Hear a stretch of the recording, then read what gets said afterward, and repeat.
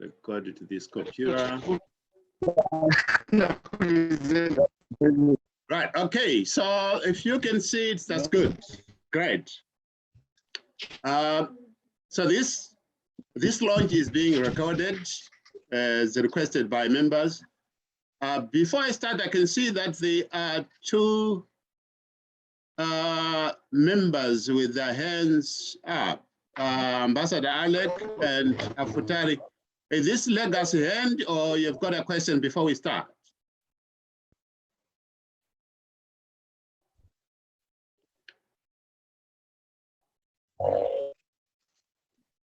There are people with, right. Okay, I'll continue then.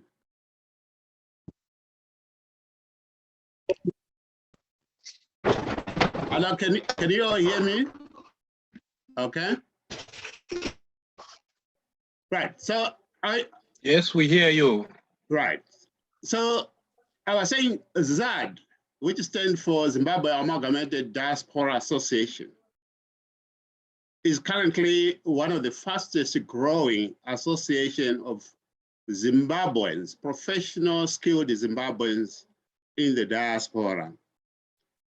I say so because within about 4 weeks, we have grown tremendously to an extent that we've surpassed the limit for WhatsApp group, which is about 257. And then we now have the country chapters. So some of our members who have not been able to join the global, they are now being enrolled within the country chapters. Again, I am grateful that one of our members contacted me with a suggestion that there is another platform that we can use with the sort of unlimited capacity, or more capacity rather, which is Telegram. And I'm grateful for that. So after this launch, we may be looking at migrating to Telegram, which has more capacity. My research has shown that that can accommodate up to 200,000 of our members. Now, in terms of the concept and founding values for ZAD, I've given you a sort of a perspective. Because it's now recorded, I will repeat that concept again. So it is based on the concept of economy of scale. What we mean here is that if we come together and contribute, say, share capital towards a capital investment, the more we are, the more we can afford, and the more we spread the risk. I'll give you a good example. So let's say, for example, we've identified an investment that is costing 100,000 US dollars. And 100 of us come together. What that means is that we contribute 1,000 each, and we are able to buy that investment. And that investment belongs to the members for life. Whereas it may be difficult for an individual to raise 100,000 US dollars, but it is a manageable investment. If you then say, let's contribute 1,000 US dollars. Again, I will explain and I'll give examples as we go along as well. And it's based on the RFR model. The model here, you find that the RFR standing for ring-fenced remittance. So if you'll find that the last financial year, Zimbabweans have contributed to over $1 billion US dollars to the fiscus of Zimbabwe. And that constitutes 7.4% of the GDP. As diasporans, we are now generating 7.4% of the GDP of the country, higher than the revenue collected from gold, only second to platinum. That's how important the diaspora constituency is. But at the end of the day, if you look at much of the $1 billion that we are talking about, it went towards consumerization, or some would term consumerism. So we haven't much where we can point at as an investment long-term asset.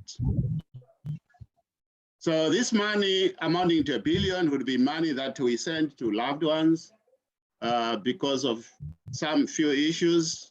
Yeah, that's fine.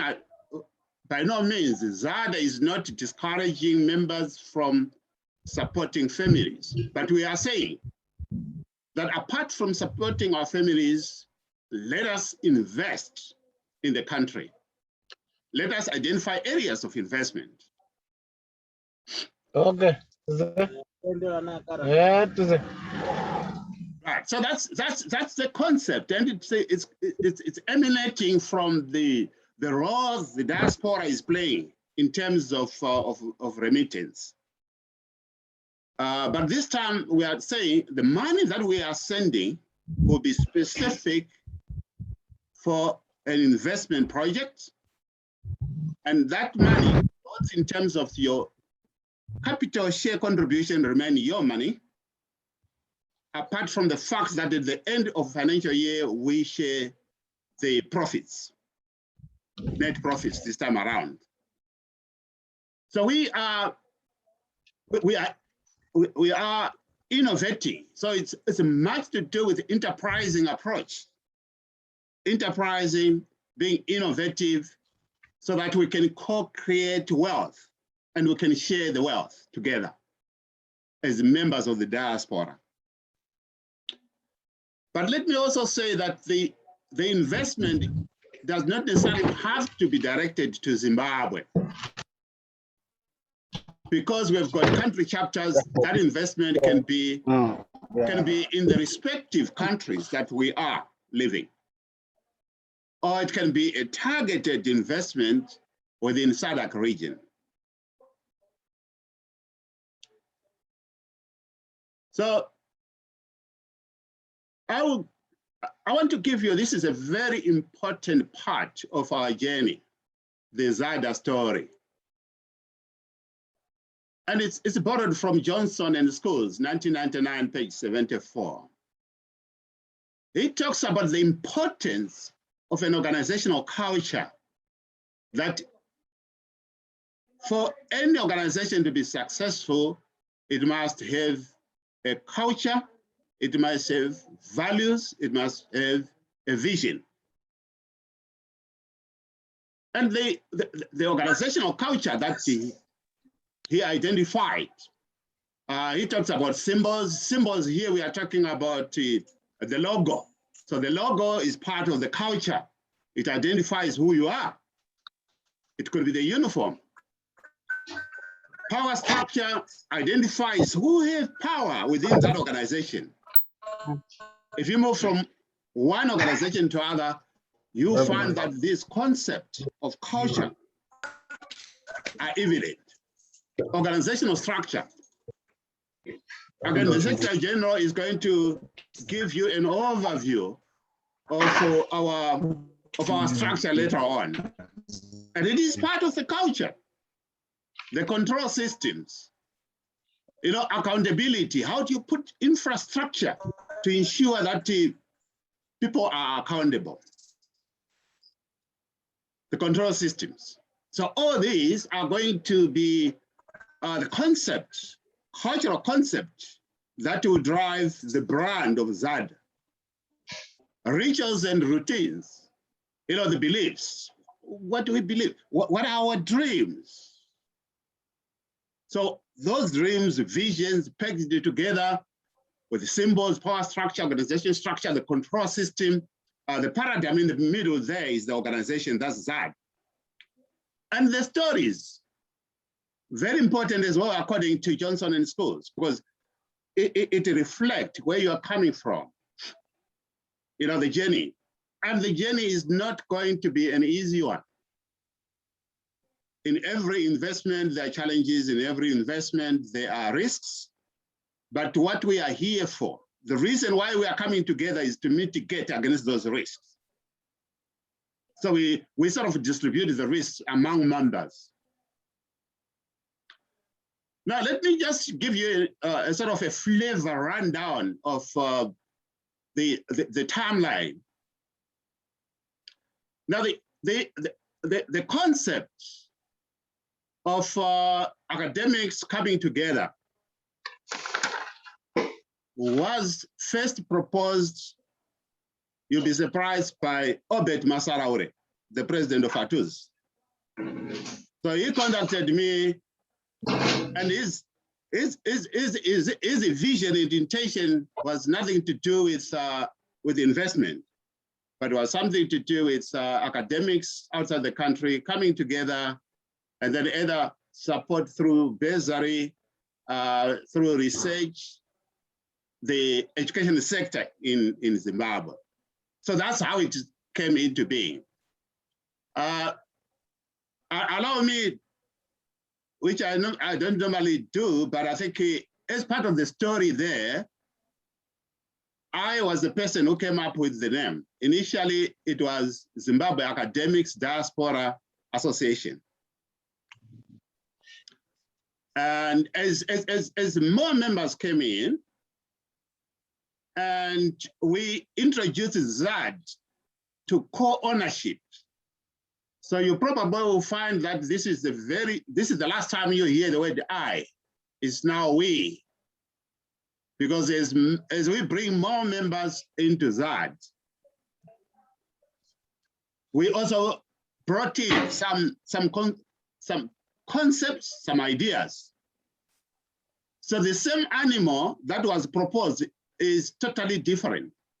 99.9% of what was the intention initially has vanished. So 99.9% is purely concepts, contributions by you people, by you members. And this is why we then moved from Zimbabwe Academics Diaspora Association to Zimbabwe Amalgamated, on the basis that the word academic was a bit restrictive, and it had a different connotation depending with who is reading it. So the amalgamation, we are saying we are amalgamating all diasporans who have got a flair for investment. And that is a befitting terminology as far as we are concerned. And thanks very much to all our members who did the contribution, and we accept. That actually gives you that co-ownership of ZAD, of the vision and the objectives of ZAD. We also conceived the idea of country chapters, so that we also identified that within, as you move from one country to another, the laws of the country may change. And it was therefore very important to zone ZAD as country chapters, so that whatever activities that you do in Zambia, you are abiding by the laws of Zambia. Whatever activities you are undertaking in, say, Namibia, you are observing the rules and regulations of that particular country. And this is the concept of that. Okay. Now, we, in the shortest period that we have been preparing for this launch, we were not just preparing for the launch, we were putting action. We're putting words into action. And I'll give you in a moment what that means. Some of you are already shareholders. So we targeted, our vision is in the next 5 years, we want to invest in education. And to follow up with our words, we are almost at the verge of buying a boarding primary school in NORTON. So we have engaged with the estate agent and the owners at the highest level.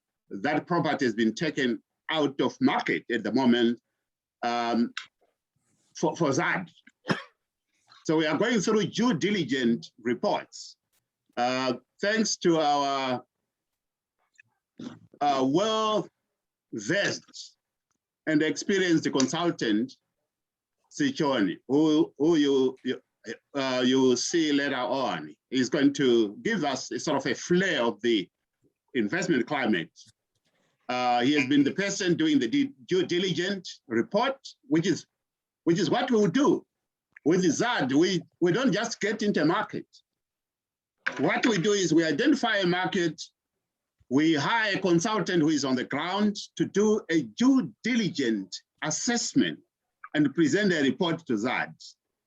We then make a commitment based on the assessment report.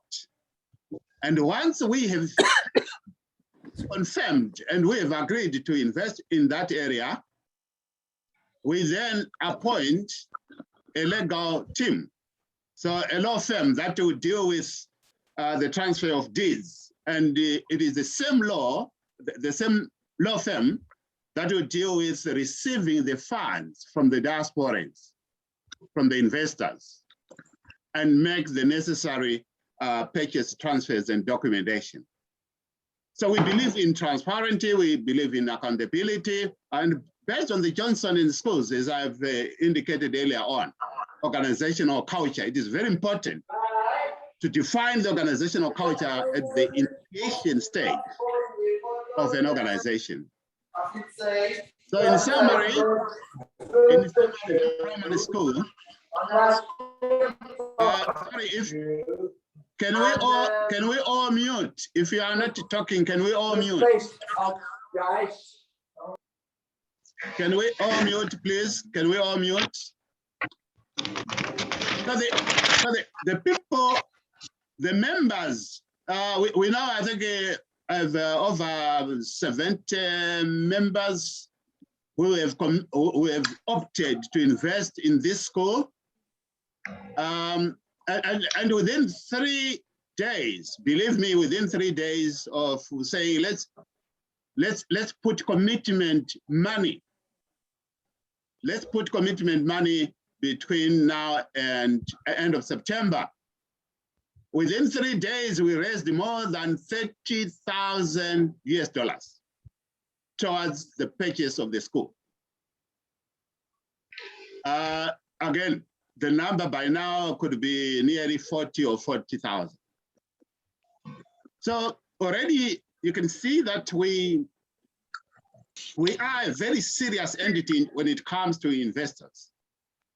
And please, if you are not a serious investor, or if you are not serious about making money for yourself, your family, and your loved ones, now this is not a platform for you, because we don't apologize for making money, for making smart money. This is actually the reason for it. So I've actually given you sort of a summary there in terms of the school. I'm not going into detail about the infrastructure there. Some of the infrastructure have been vandalized. Again, we are waiting for the report on Monday or Tuesday from our consultant because of the lockdown. And again, students were not attending classes there. But that's sort of a summary of that school. And we are not stopping there. We want to invest massively in education. Our interest is the boarding schools. So this is a boarding primary school. And we intend also to go for the secondary school boarding. Within the next 5 years, again, we've set our eyes to the horizon. We want to be involved, to invest in sports and culture, very specific also to developing stadiums And we have identified, by the way, it's not only ZAD having identified, but the city of Harare has advertised they are looking for partners who can develop a Rufaro Stadium, Kwanzura Stadium, Sit Sports Stadium, and the Varasekwa into a sort of partnership.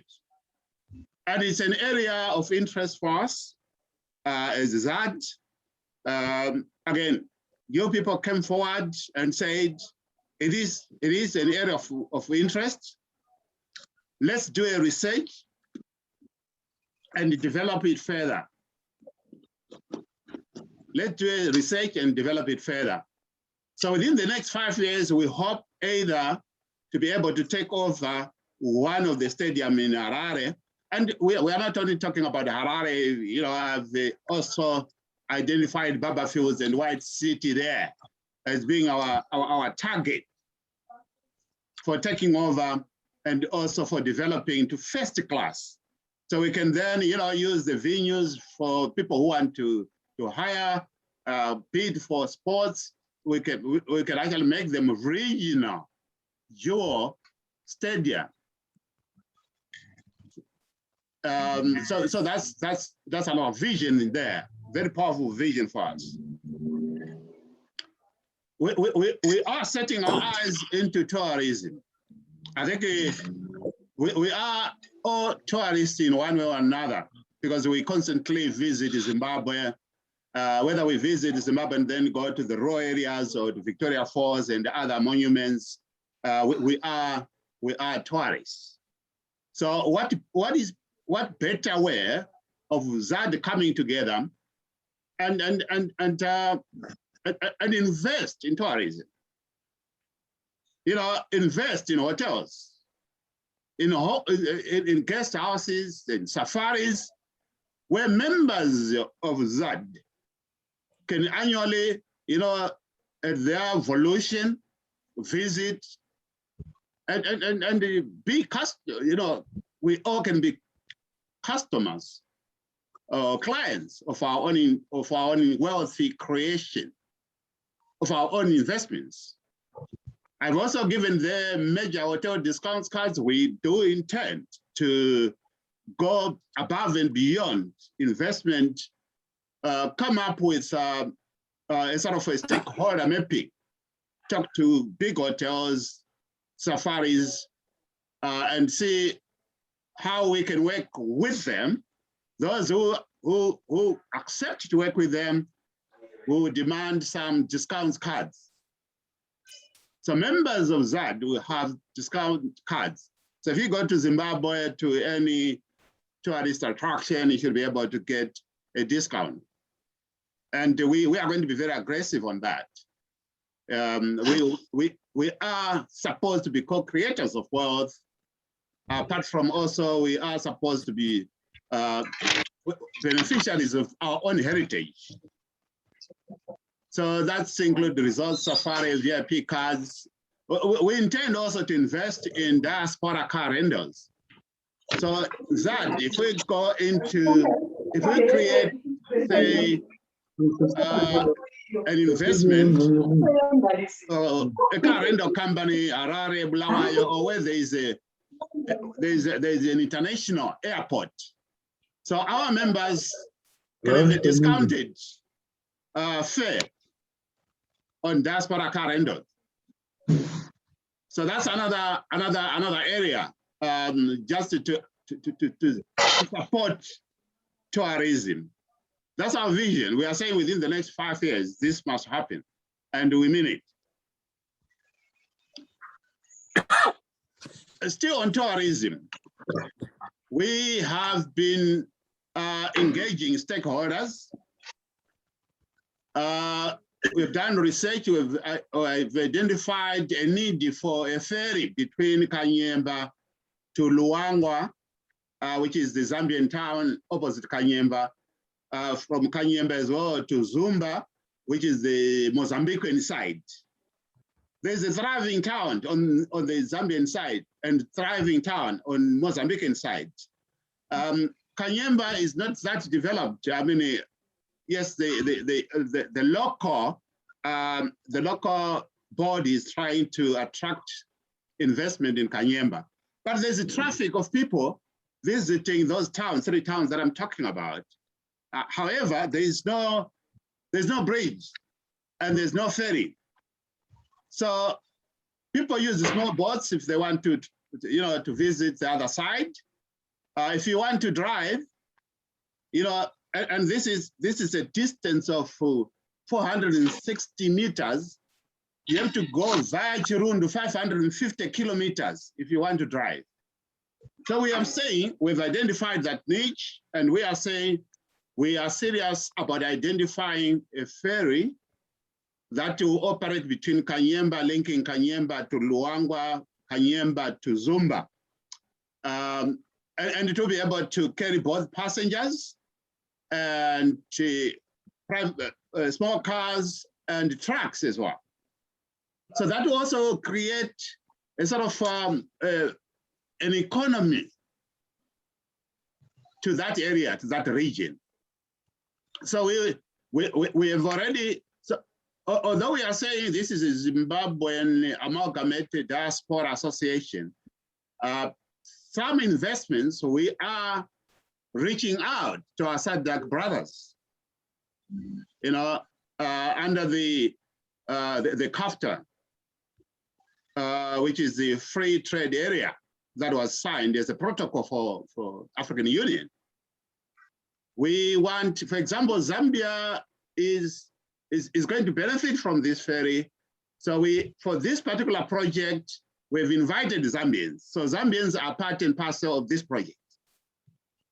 So we've got a couple of Zambians who have come across and say, we are more than happy to have joint venture with the Zimbabweans, our Zimbabwean counterparts. So the Zimbabwean government has got a serious contender when it comes to licensing of the ferry. So if there are delays from the Zimbabwean side, then we'll have licensing from the Zambian side. If there are delays from Zambia, we then go the Mozambican side. Whichever country gives us the license first, that's where we pay our taxes. So, and this is at a highly advanced stage as well. We've identified a company in the UK, Portsmouth, that sells the ferries. We have looked at one of them and we are debating. We've discounted one on the basis of its historical issues. We're also talking to Norway. This one was identified in Norway. So yes, so we are talking very specific, coherent investment that actually, put not only, we're not only coming here to put a vision with the words and not follow it up. We've already started this. So that's one investment opportunity that is current. And I urge all members to come forward if you want to invest in education or to invest in the ferry. This is our first priority at the moment. So with the effect from 2022, which is next year, country chapters, we encourage all country chapters to have a constituted structure. I think most of them, they now have a constituted structure. The Secretary General will actually confirm this later on when he talks about the structures. But we are saying from next year, starting from now, prepare to have ZADA Summer Family Festivals in the respective country. We want to see this in South Africa, where you come together for music and culture festival. Zimbabwean food or SADC food, network events, small and medium enterprise marketing stores of people who come and, they rent a store and then marketing their wares. And we are going to have an affirmative action in this regard, where the ZADA members we have the first preference to offer services for those events. So between now and 2022, I urge all our members to start seriously thinking of what service they want to provide. And the vehicle for that is there, because we now have got those country chapters. We are serious of being serious. So we've looked at that $1 billion US, as alluded by the government of Zimbabwe. And we have identified various remittance organizations. Some of them, they're charging extortion fees when we try to remit money to Zimbabwe or within SADC region, wherever we do. So as ZAD, we are committing ourselves to say within the 5 years, we must have infrastructure to operate a remittance company, that will cut costs, not only for our members, but for millions of Zimbabweans in the diaspora.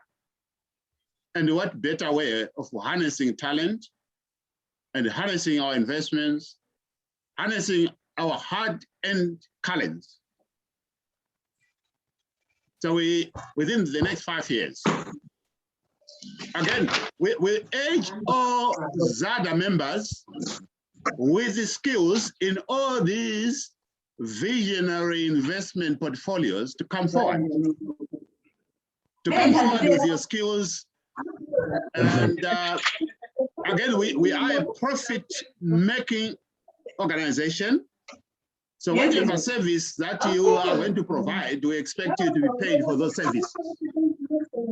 Because you cannot just help people to create wealth and you are not being paid for it. So yes, those with the skills, please come forward. Within the next 5 years as well, we are putting across a suggestion here to our members. Sorry if you are not talking, would appreciate if you can just mute yourself, please, members. Right. So we are putting this concept together for our members to start debating and refining them. So we hope with the effect from next year to come up with the ZADA Innovative Awards. The criteria for that will have to be debated, refined by the members. Hello. But in a way here, we are talking about, wouldn't it be great to reward members who come with innovative and enterprising ideas that lead to ZAD investing in that area? So let's say, for example, you come up with how we can develop Rufaro Stadium, for example, and you come with innovative ideas and enterprising ideas, and finally ZAD buy into that business case. Excuse me, please, Chair. Excuse me, sorry. Don't you have a button to mute everyone, because we are just getting disturbed now? Okay, I'll mute. Everyone. Okay. Right. Okay. Sorry for that. Let me do that. I need to wash my hands. Right. Let me see. There's She washed her hands today. Let's see what else there is. Right. Okay. Yeah. Thank you very much for that. Is it better now? Yes. Yes, thank you very much. Thank you. So yes. So here what we are saying is that from next year we want to introduce the ZADA Innovative Awards to our members who come up with an enterprising and innovative idea that will lead to ZADA investment. I have given you a good example here would be, let's say, somebody comes with an enterprising and innovative idea of how we can develop Rufaro, for example, and be able to realize the return of investment for our members. And then ZAD eventually make commitment to that investment on the basis of the innovative ideas and concept presented. We will be looking at, it makes sense that we reward people who bring in innovative ideas to the organization, leading to an investment. Again, the criteria will be put across by the ZAD, I expect the ZAD executive and ZAD country executives as well, so that we then look at how best we can put across that criteria. So that becomes an annual event. We may scope up into various categories. Again, the decision and the concept is entirely up to you, ZAD members. Now, I'm coming to the end of my vision, my vision presentation. After this launch, we are also looking at having a dynamic and interactive website.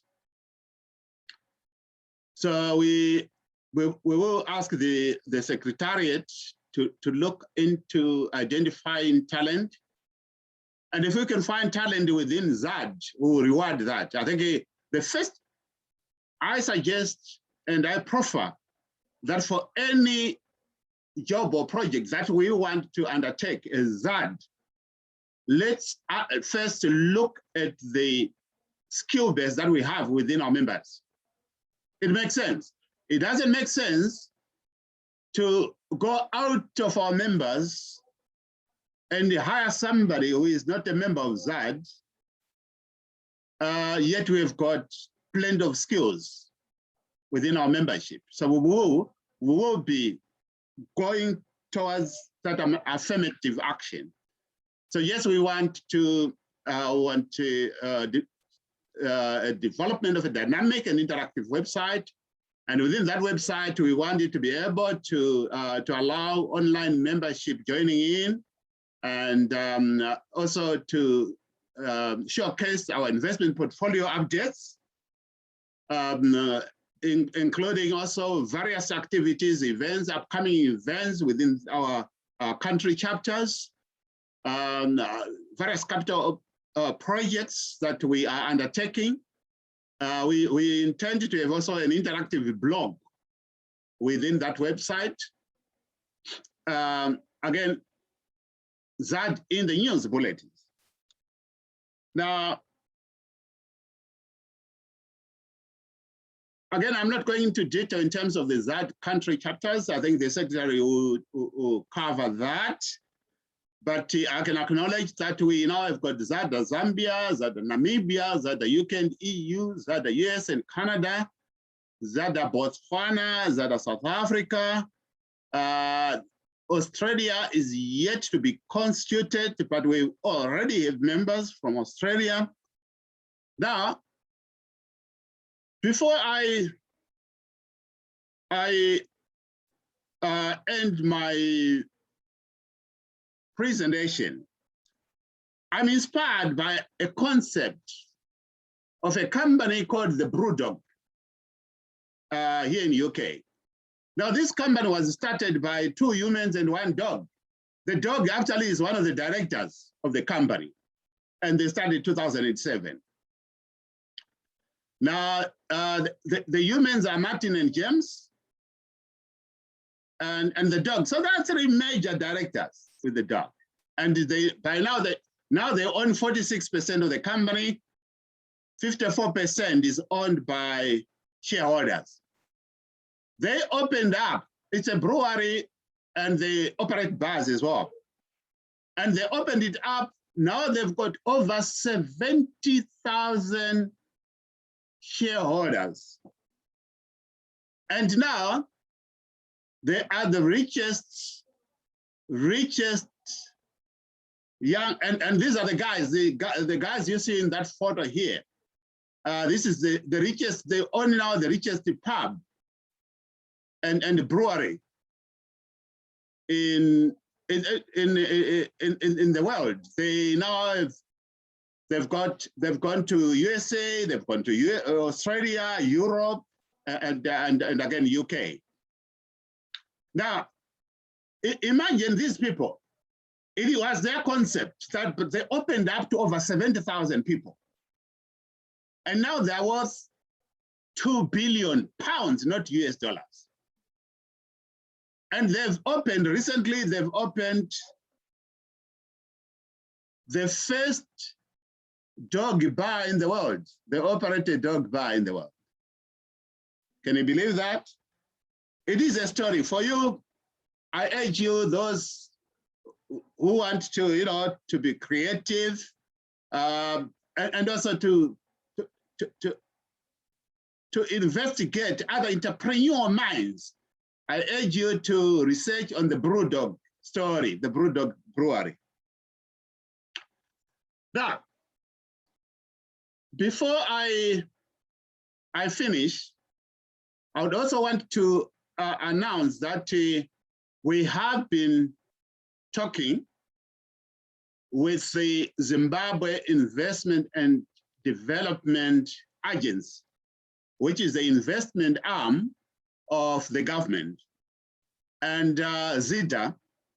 They are very supportive of our concept, and they promised us that they will support us in the drive for investment. Unfortunately, they've not been here today,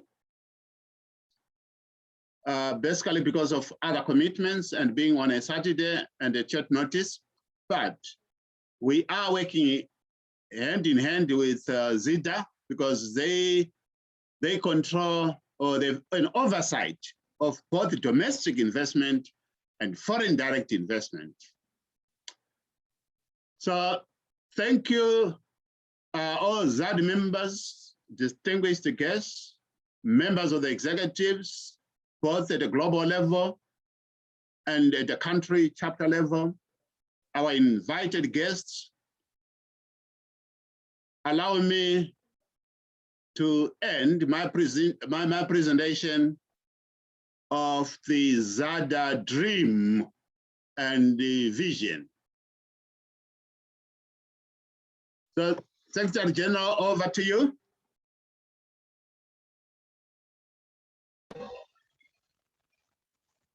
All right, thank you very much, Mr. President.